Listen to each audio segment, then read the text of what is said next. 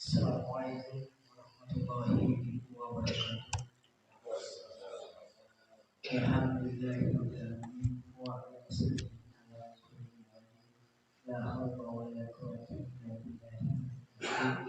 Rabbi shrah li sadri wa yassir li amri wa hlul 'uqdatam min yang saya hormati guru kita Bapak Ustaz Muhammad Ison, yang saya hormati guru kita Ustaz Al-Sadi SPI, yang saya hormati guru kita Bapak Ustaz Ali Ahmed, dan yang saya hormati guru kita Bapak Ustaz Susanto, dan yang saya hormati Ketua DKM Masjid Al-Madinah Bapak Ustaz Iwan Setiawan.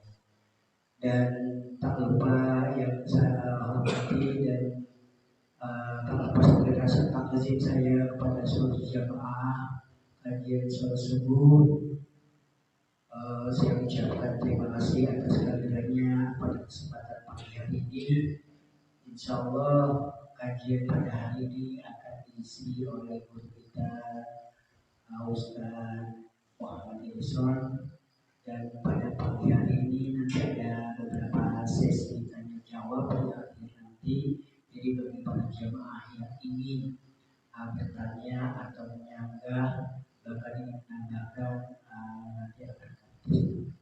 Baik, untuk mempersingkat waktu kepada kita Bapak Ustaz Muhammad Ison. Bismillahirrahmanirrahim. Assalamualaikum warahmatullahi wabarakatuh.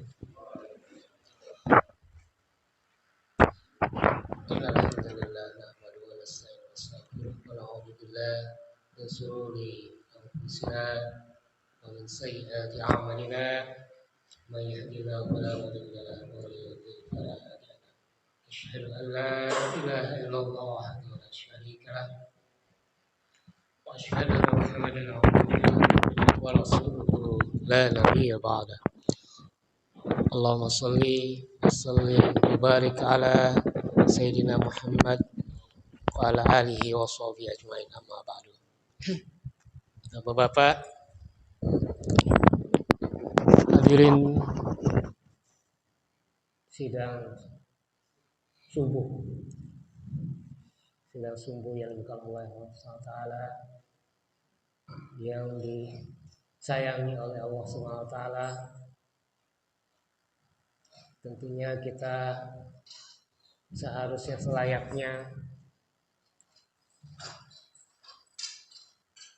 secara terus-menerus bersyukur kehadirat Allah SWT yang telah memberikan segalanya kepada kita.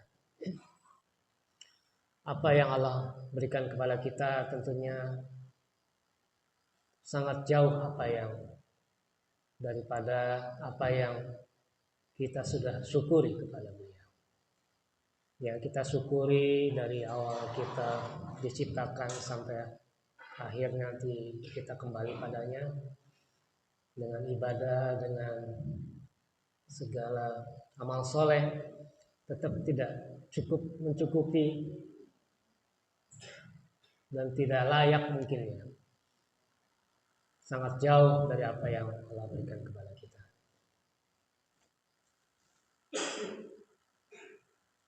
Itu yang patut kita syukuri ya, hingga detik ini, terutama nikmat iman Islam kita, nikmat yang sangat luar biasa yang tidak bisa dihitung dengan apapun juga.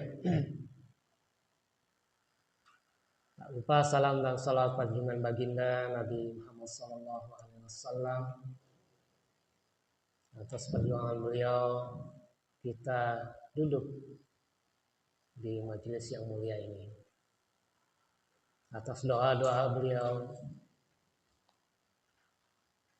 kita masih menjadi umatnya. Dan juga untuk keluarga beliau, zuriat beliau, istri-istri beliau, ahli bait beliau, dan para sahabat. Kita sebagai umatnya berdoa kepada Allah SWT, semoga kita diberikan keistiqomahan menjadi umat baginda Nabi Muhammad SAW, dan berdoa pada Allah SWT semoga Rasulullah SAW diizinkan memberikan syafaat kepada kita di hari yaumil akhir nanti. Amin amin ya rabbal alamin. Bapak-bapak, hidup adalah ujian. Hidup adalah ujian. Semuanya yang kita terima ini ujian. Seperti kita juga dulu mungkin setiap sekolah gitu ya, dari mungkin ada yang TK dulu. Kalau saya nggak sempat ikut TK Pak, langsung SD dulu ya. Zaman saya mungkin bapak-bapak ada yang pernah mengenyam TK gitu. Malah sekarang mungkin ada pra TK ya, PAUD ya, lebih ke usia dini. Kalau dulu zaman saya nggak tuh, langsung masuk SD gitu ya. Langsung SD, langsung belajar berhitung, belajar membaca ya, itu di SD itu. Kalau ada PAUD sekarang belajar baca berhitung di PAUD gitu ya. Mereka sudah bisa baca. Setiap pendidikan kita itu ada ujiannya Pak ya, benar nggak? Ada ujiannya. Jadi dulu ada ujian per semester gitu ya.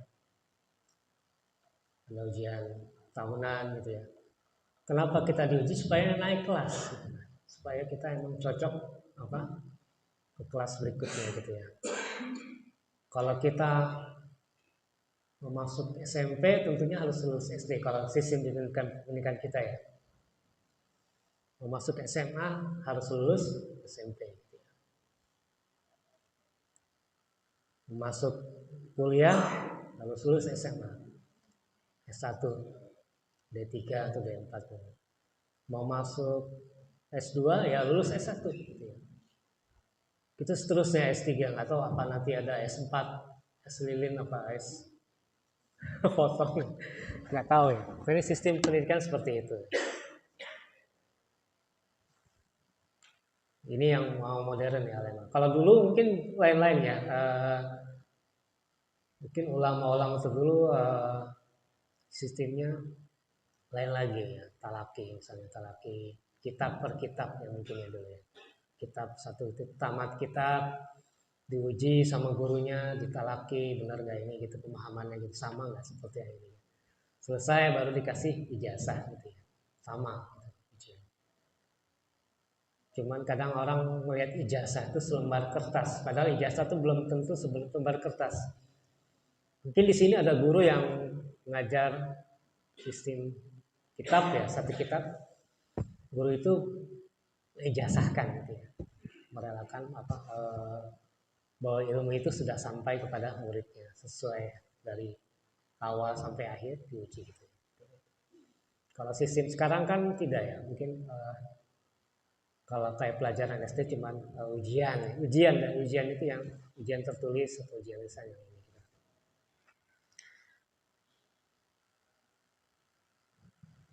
Intinya apa?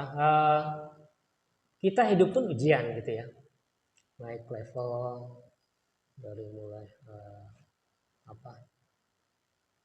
di kerjaan mungkin gitu ya, dari junior staff, senior staff, tergantung mana-mana gitu ya, supervisor staff, manager, GM gitu ya. Semuanya ada ujiannya gitu ya. Tidak mungkin kita tidak diuji gitu ya. Karena kalau nggak diuji, perlu ditanya apa itu? Nggak diuji gitu ya. Kita ini diakui nggak gitu? Apapun yang nggak ada ujian gitu. Dari mulai kita diciptakan, dilahirkan dunia ini, detik-detik ujian. Ya. Kita lulus nggak dengan ujian gitu. Kita belajar Islam pun ada tingkatannya tuh. Kita belajar, misalnya kita belajar Islam, belajar iman, belajar ihsan, dan belajar juga di dalam hadis Arba'in Nawawi itu Islam, iman, apalagi ihsan, satu lagi ada 4 kan. hari kiamat. Hari kiamat. Jadi kita memang tidak tahu kapan hari kiamat, tapi kita dikasih tahu tanda-tandanya. Itu belajar singkatan belajar. Kita detik-detik, apa kita sekarang sudah lulus Pak? Belum ya. Kita masih semuanya masih ujian. Kita lulus kalau kita sudah dipanggil oleh Sang Maha Khalik gitu ya. Sang Maha Cinta. Itu baru selesai ujian gitu ya. Kita menuai apa yang kita perjuangkan, apa yang kita lakukan, apa yang kita persembahkan kepada Sang Maha Pencipta di akhir hayat kita nanti.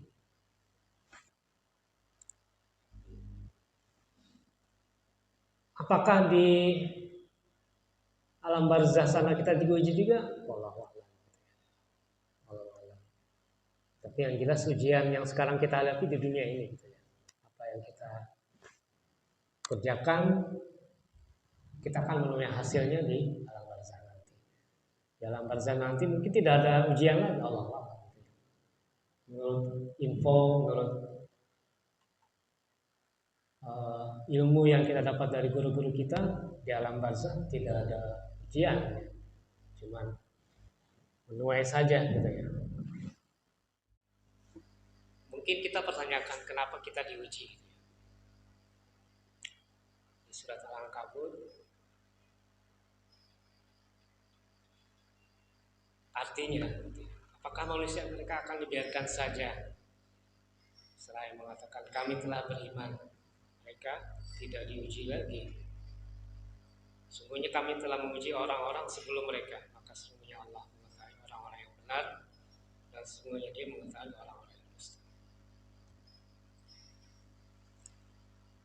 Sebenarnya Allah ini tahu nggak kita kita orang benar atau orang enggak gitu ya. Allah ini tahu gitu ya.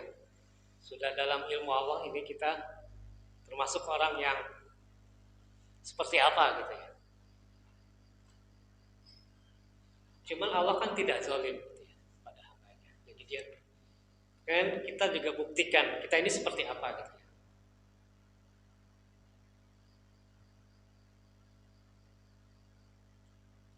Jadi nanti kita nggak ada bisa berkelit gitu ya. Nanti waktu di penghakiman nanti kita nggak berkelit. Kamu emang orangnya begini, buktinya ini. Jelas kita merasakan buktinya itu. Itu yang bukan Allah nggak tahu orang ini kita ini seorang seperti apa gitu ya, makhluk seperti apa. Terus pertanyaan yang kedua, kenapa juga kita nggak dapatkan apa yang kita idam-idamkan gitu ya. Kita berdoa ini mungkin dapat yang ini gitu ya.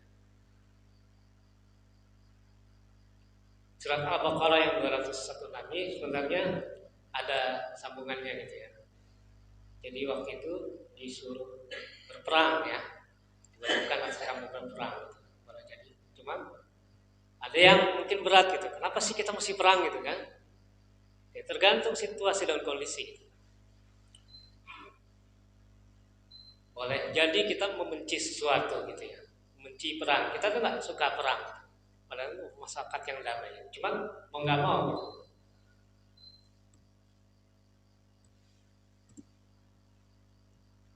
Kalau emang harus perang ya harus perang. Kalau tidak ya tidak. Gitu. Boleh jadi kamu mencintai sesuatu, padahal itu juga buruk. Gitu. Allah yang maha tahu. Gitu. Allah yang maha tahu yang terbaik bagi kita. Kita tidak tahu. Gitu. Dan juga kita kadang bertanya kenapa ujian berat gitu. Seberat-berat ujian. Seberat-beratnya ujian, Allah tidak akan pernah membebani kita. Apa yang Allah uji itu ya sesuai dengan kemampuan kita. Kita nih pendidikan SD ya diuji SD aja Pak, nggak diuji SMP gitu. Udah ada takarannya gitu.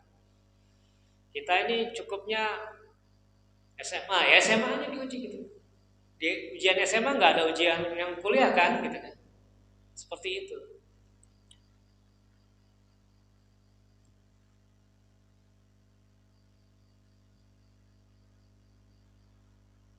La yukallifullahu nafsan illa wus'aha. Kadang juga kita frustasi gitu. Janganlah kamu bersikap lemah dan kamu bersedih hati gitu ya. Kamu manusia adalah orang yang paling tinggi derajatnya gitu. Apalagi kita orang yang muslim dan beriman gitu. Kuntum khairu ummah ukhrijat lin-nas. Kalian adalah umat yang terbaik yang dilahirkan untuk umat manusia.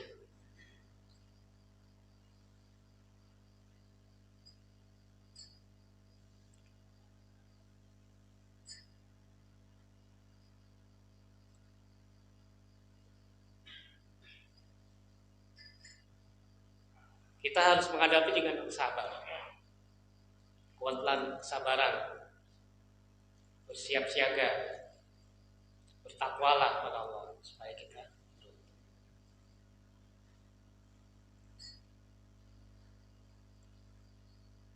sabar dan sholat, dua kunci juga. Sholatnya juga tentu bukan sholat yang sembarangan, tapi sholat yang khusyuk. Itu tingkatan ujian juga itu. Sholat itu ujian juga. Gimana caranya kita bisa sholat yang benar gitu.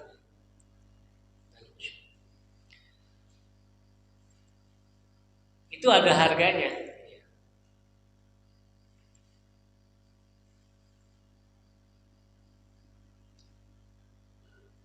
Taubah gitu. Allah memberi jiwa dari orang-orang yang mukmin gitu ya. Kita berniaga gitu ya. Kita berniaga gitu ya. Kita berniaga.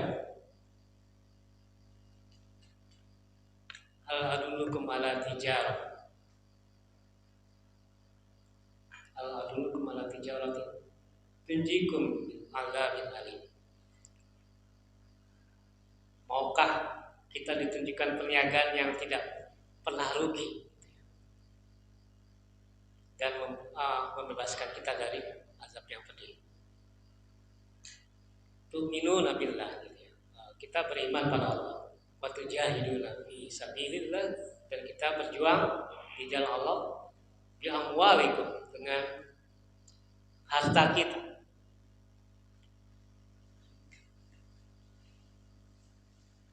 Wa azwaj bi amwalikum wa anfusakum, dan jiwa kita, jiwanya kita.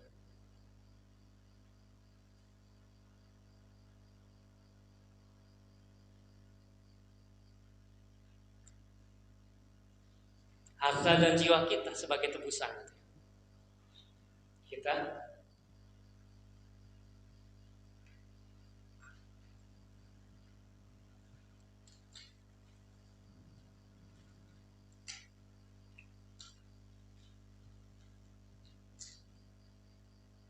cukup Allah, subhanallah, wa ni'mal wakil, ni'mal maula wa ni'mal nasir. Allah sebagai penolong.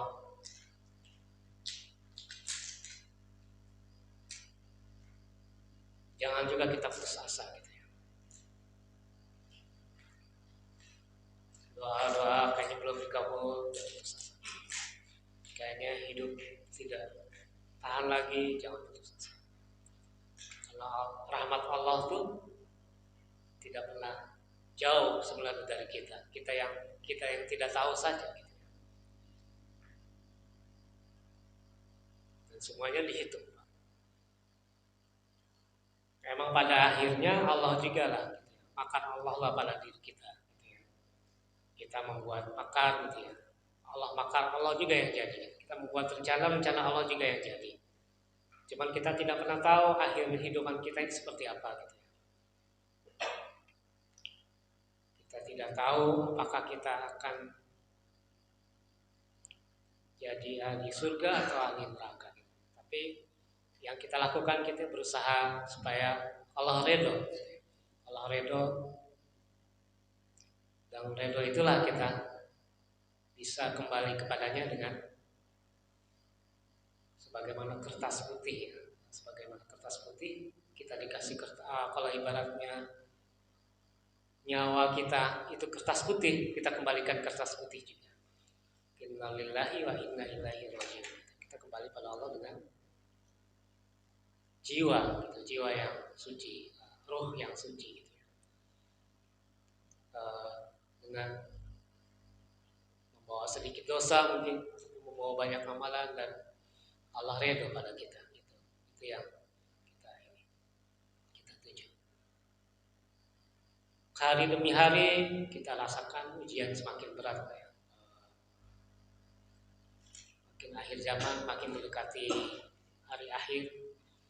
Semua saya pikir ujian tahun-tahun ini, tahun akan semakin berat, gitu. Begitu banyaknya fitnah ujian yang akan kita hadapi. Seperti malam gelap gulita, gitu ya. Yang mana malam gelap gulita di batu hitam, gitu ya. Batu hitam, semut hitam, malam gelap gulita yang tidak ada cahaya. Kita tidak pernah tahu, gitu ya. Apakah kita terjebur dalam gelap gulita? Wallahu a'lam bishawab. Tapi tentunya kita berusaha belajar melakukan majelis seperti ini demi menghindari kita terperosok di lubang dalam yang tidak berdasar, gelap gulita. Kalaupun kita tersenggol, gitu ya, kita kembali lagi, gitu ya. Istighfar lagi, tobat lagi. Ujian hakikatnya. Saya pribadi juga tidak tahu apakah akhir ujian saya ini akhir yang baik atau tidak. Cuma kita berharap ikuti jalurnya. Kalau ibarat kita mau Jakarta ke Surabaya, ikuti jalurnya, gitu ya.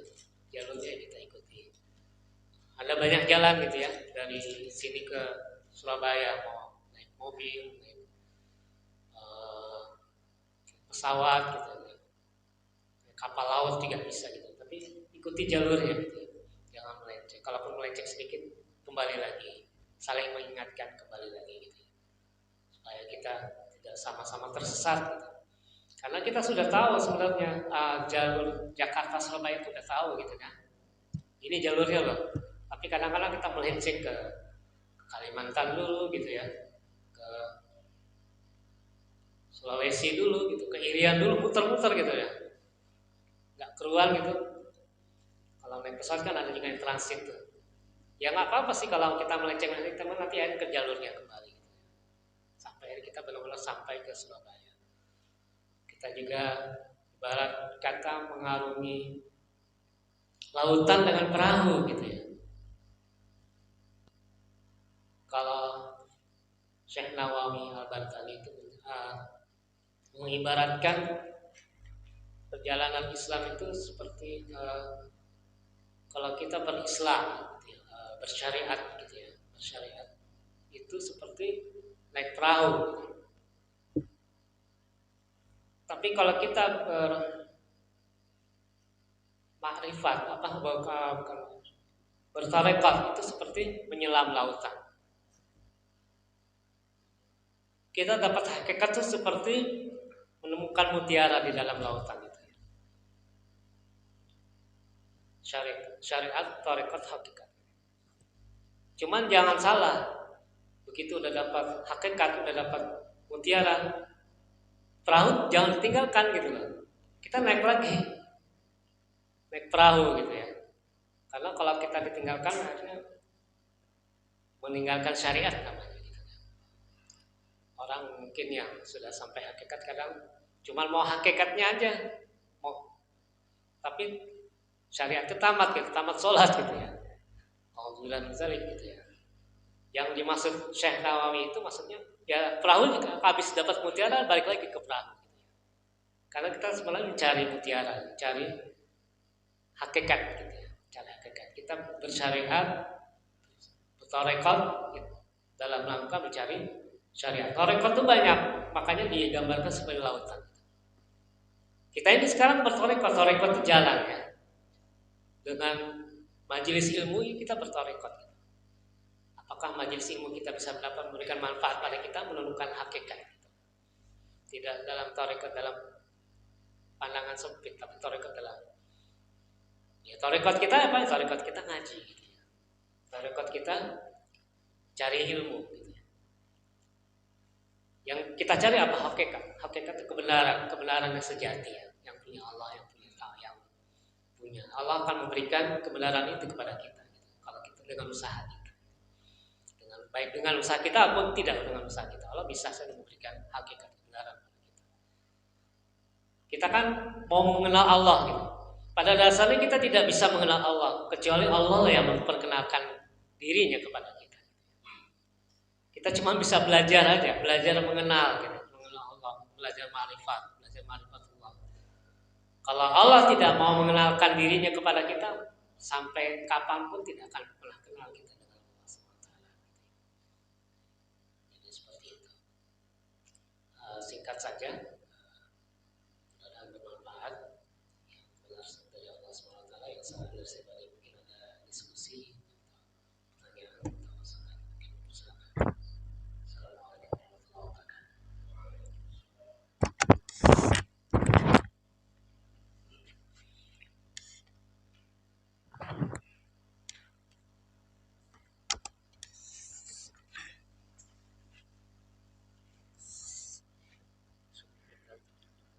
Baik, demikian kajian yang telah disampaikan oleh guru kita Ustaz Muhammad Edison.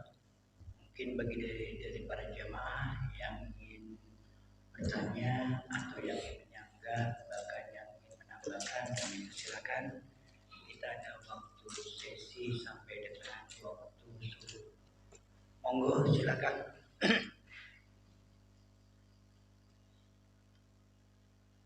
Kalau tidak ada, nanti akan kita tutup dengan doa Takaratul Masjid. Silakan.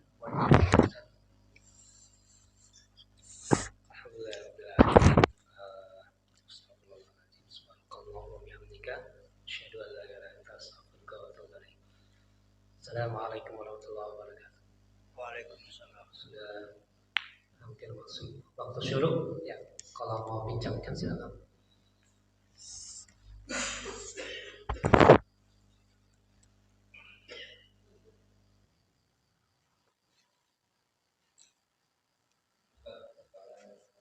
Ya.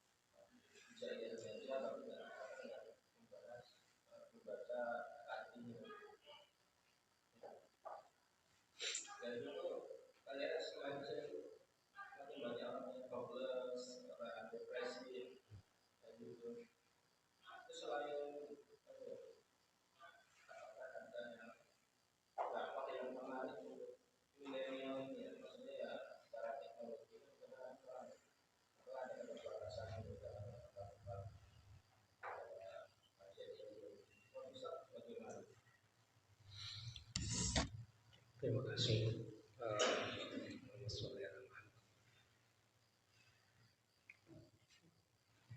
Kalau saya melihat kondisi umat ya kita balik diri kita lah. Mungkin kita generasi X apa Y apa ya atau Z ya. Kita harus paham memang generasi milenial, generasi Z, super milenial ini yang ya, anak-anak kita gimana cara belajarnya gitu ya. Gimana cara mengenalkan Islam gitu ya kepada mereka gitu yang lebih bisa diterima. Kayak ini kan kita ini udah generasi apa nih? Nggak ada anak remaja di sini. Gimana mereka juga bisa ikut kajian kita gitu ya. Ya mungkin ini pikiran saya ya, pikiran pribadi saya. Kalau mereka kan sekarang zamannya gadget ya, zamannya gadget. Mungkin TikToker atau YouTuber gitu ya, yang namanya. Mereka tuh lebih percaya itu, lingkungannya seperti itu. Kita kasih nasihat seperti ini mungkin juga nggak masuk gitu ya. kecuali mereka mungkin ada idola TikToker apa yang pesan-pesan singkat gitu yang lebih mengena gitu ya. Mungkin kayak pendakwah atau orang tua kita juga perlu juga turun ke jalan gitu ya. Turun ke jalan, bikin konten seperti itu misalnya gitu. Eh, ada yang positif menurut saya beberapa konten gitu ya. Saya suka lihat-lihat konten juga gitu ya. Seperti misalnya eh, nyambung ayat, nah, gitu ya. Nyambung ayat ada hadiahnya misalnya gitu ya. Mungkin hadiah bisa bagus atau tidak, tapi itu paling tidak secara umum masyarakat luas yang tidak tersentuh sama pengajian rutin misalnya, tapi mereka dia beraktivitas sehari-hari di jalan gitu ya, bikin ojol atau apa segala macam, atau misalnya mahasiswa yang berkutat itu bisa turut serta sambung ayat, misalnya kita kasih ayat gini-gini sambung hadiah gitu kan. Seperti itu mungkin ya kalau untuk milenial ya. Ada mungkin bikin konten yang kontennya sepertinya eh, konten kekinian tapi isinya gitu ya. Isinya mungkin tentang dakwah gitu ya. Isinya tentang hal-hal yang sifatnya dakwah, mungkin nggak kerasa gitu. Karena dakwah ini kan namanya mengajak gitu ya. Dakwah itu bukan menghakimi kan Pak Ustadz ya. Tapi mengajak. Ud'u ila sabili rabbik bil hikmah gitu ya. Ajaklah ke jalan Tuhanmu gitu ya. Sabili rabbik bil hikmah, dengan hikmah. Hikmah itu apa? Artinya nasihat-nasihat dengan perkataan baik yang sifatnya menyejukkan gitu ya, apa memberi pencerahan gitu ya. Dan juga mau izoh hasanah, mau itulah hasanah gitu ya.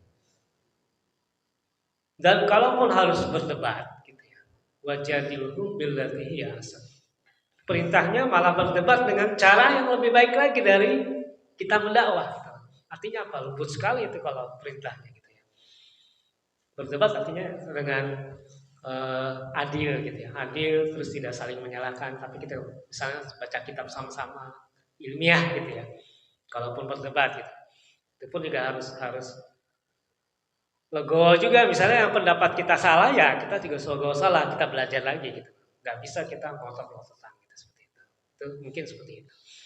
Ini kan masalah zaman sekarang yang zamannya zaman digenggaman gitu ya. Orang lagi tidak memperhatikan masjid mungkin ya. Memang tidak merasa perlu untuk ke masjid gitu kan. Sholat di rumah atau misalnya dia belajar di rumah, belajar di YouTube, belajar di TikTok, segala macam itu. Generasi-generasi seperti inilah yang kita perlu pikirkan gitu ya. Dakwah kita orang lama nih, kalau saya merasa orang lama gitu ya, generasi Y atau Z gitu ya, menghadapi generasi yang milenial.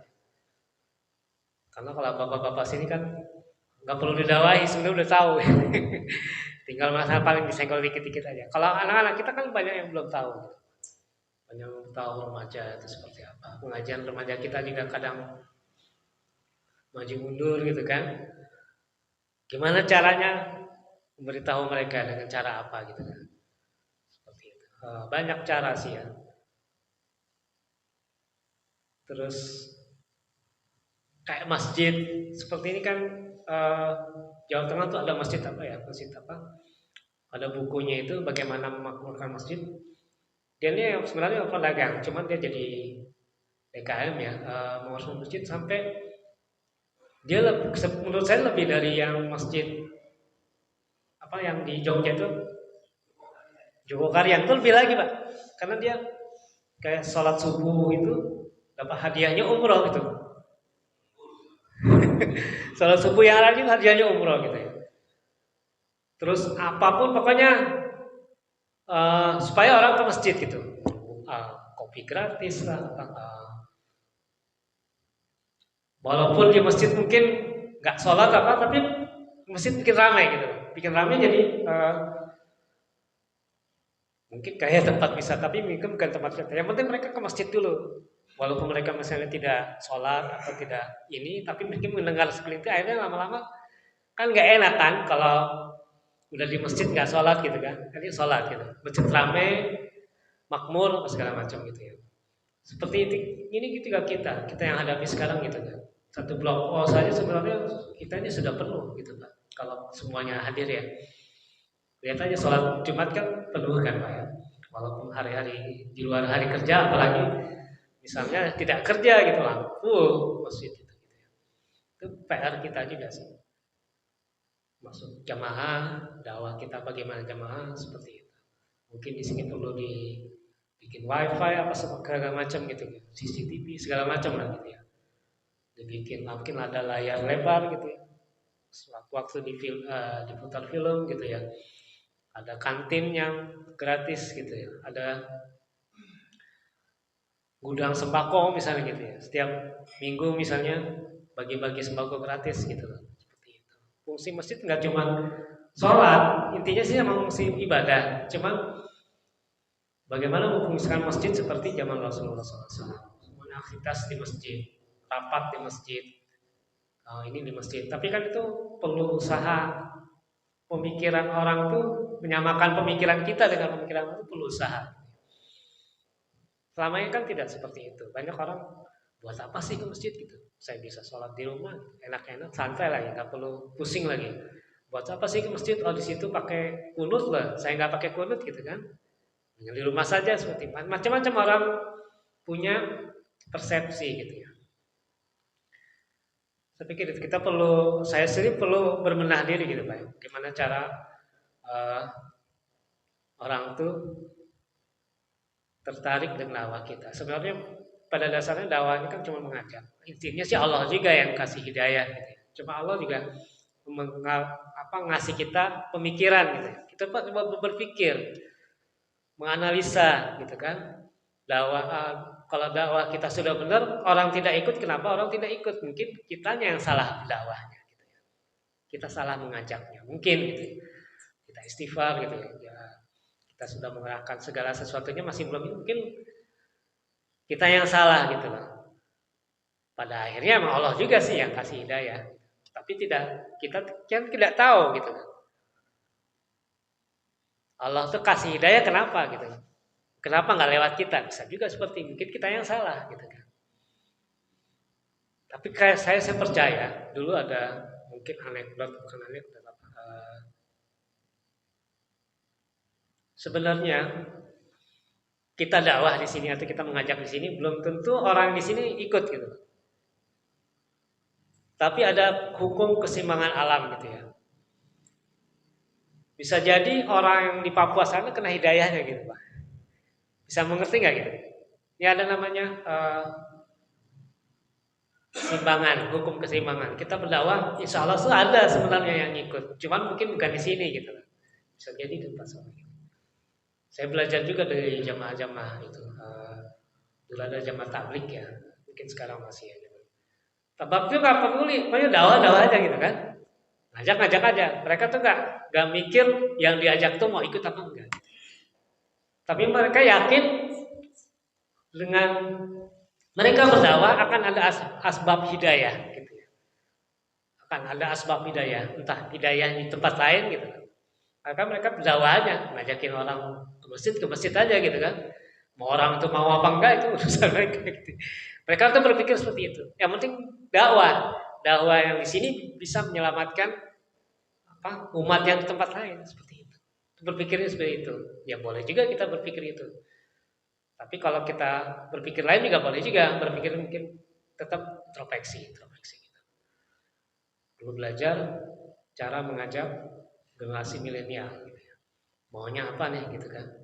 Mungkin bikin lomba YouTuber sini gitu ya, bikin konten yang bagus, kontennya dapat hadiah gitu kan. Seperti itu.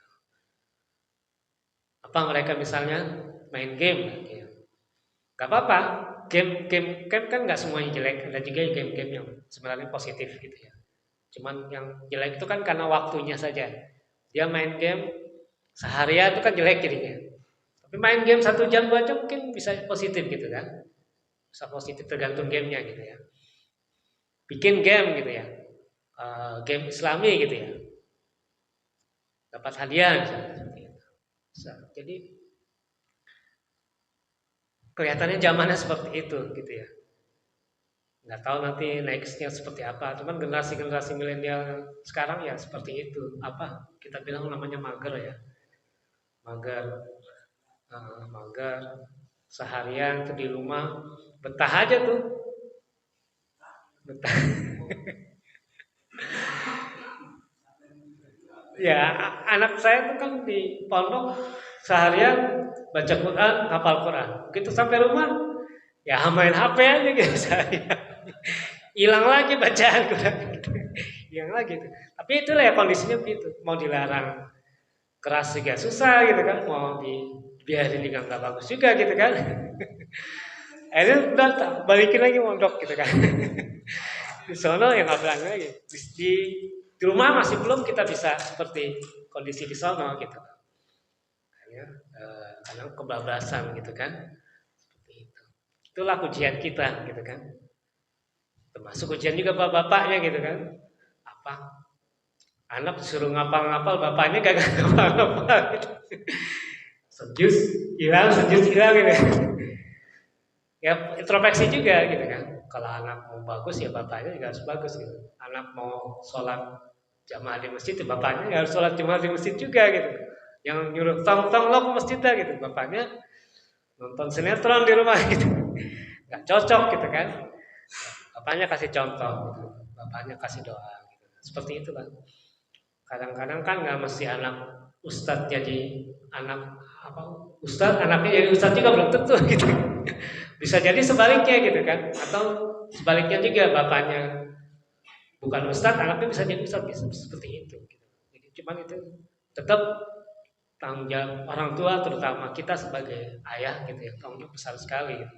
Kita didik anak istri kita, ku anfusakum alaikum naro gitu kan, jagalah diri kamu dan keluargamu dari siksa neraka. Itu tanggung jawab kita. Mau kita apapun bejatnya kita gitu ya, tanggung jawabnya di kita. Baik apa biduk apa perahu ini menujunya Jakarta Surabaya benar nggak? Kita bawa keluarga kita benar nggak sampai Surabaya gitu kan? Itulah tugas kita gitu, tugas pemimpin. Kalau istri kan gampang Pak. Istri kan tinggal nurut kita. Nurut kita sholat 5 waktu, tidak bermaksiat gitu kan. Nuruti suami masuk surga. Kalau kita enggak. Nah, kita anak istri kita bermaksiat, kita keseret juga Pak. Keseret itu tanggung jawab luar biasa. Cuma enggak banyak belum paham.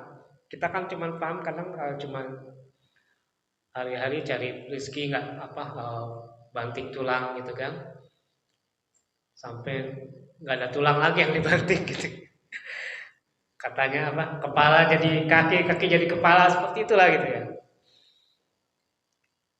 Tapi hasilnya belum istri maaf gitu nggak keruan gitu ya, selingkuh, anak narkoba gitu, macam mau sudah lagi gitu kan. Dan kembali pada kita pemimpin keluarga gitu ya, didik istri anak gitu ya baik-baiknya, tanggung jawab kita. Nggak cuma dikasih nafkah uang jajan aja ya, dikasih nasihat, dikasih doa, terutama doa mungkin doa yang harus sering kita lantunkan untuk anak istri kita. Zamannya sudah berubah. Kalau sekarang, kalau dulu bapak kita marahin kita bisa nurut mungkin gitu kan. Kalau sekarang kita marahin anak kita bisa dituntut Pak. Diadukan Komnas Anak gitu. Kita jadi di penjara gitu. Jadi kebalik gitu kan. Padahal mestinya tidak seperti itu gitu kan. Guru marahin anak itu, gurunya di penjara gitu. Kalau kita dulu kita dimarahin guru, kita ngadu sama bapak kita marahin lagi gitu. Kalau ini enggak, sekarang zamannya sudah banyak terbalik-balik gitu ya. Kita marah istri kita, mungkin istri kita bisa melawan gitu sekarang gitu kan. Balik gitu ya. Tergantung kita juga mendidiknya gitu. Kalau dia solehah gitu ya, paham gitu ya. Tapi sekarang kan enggak, mereka gaulnya mungkin sosialita segala macam. WA grup ibu-ibu segala macam. Akhirnya terjadilah hal-hal yang sekarang kita terjadi gitu, banyak perceraian, banyak tidak harmonis rumah tangga gitu ya. Mudah-mudahan kita terhindar gitu ya. Kita tetap pada fokus gitu ya. Nah, iblis atau setan itu dia menggoda manusia. Manusia itu berbuat zina, biasa. Manusia itu membunuh, biasa. Kata iblis nih pada setan yang please gitu. Saya bisa menggoda manusia nih, membunuh orang, biasa kan. Zina, biasa, minum keras, biasa gitu. Tapi kalau dia bilang, please saya bisa menceraikan suami dan istri. Oh bagus, sini gitu. Saya kasih mahkota. Cerai itu halal, boleh gitu ya. Tapi itu paling dibenci Allah SWT. Dan iblis suka gitu ya. Pada yang dibenci pada Allah. Makanya kalau setan iblis yang sukses gitu ya, menceraikan suami istri itu dikasih mahkota tuh sama iblis tuh setannya itu. Baik, introspeksi diri gitu. Hati-hati gitu ya.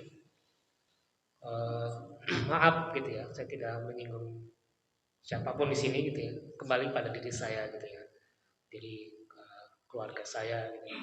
Keluarga kita semua supaya kita bisa mempertahankan gitu ya. Didik, terutama mendidik. Tapi kalaupun cerai sebenarnya udah. Cerai yang dimaksud itu cerai emang secara ya, bukan cerai yang gara-gara hal kecil cerai gitu ya. Kalau kita mau cerai ya harus cerai. Gitu. Untuk hal yang prinsip. Kalau hal-hal sepele kayak misalnya maaf salah satu kita ada will ada pill, itu yang disukai setan iblis gitu ya. Hal-hal yang sifatnya bukan prinsip gitu ya. Waalaikumsalam. Ada yang lain mungkin?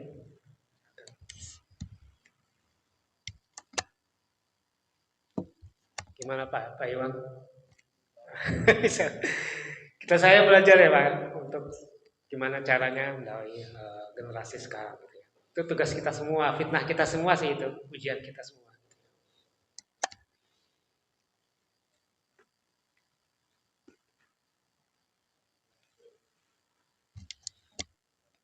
Udah suruh Pak ya? Ya, alhamdulillah.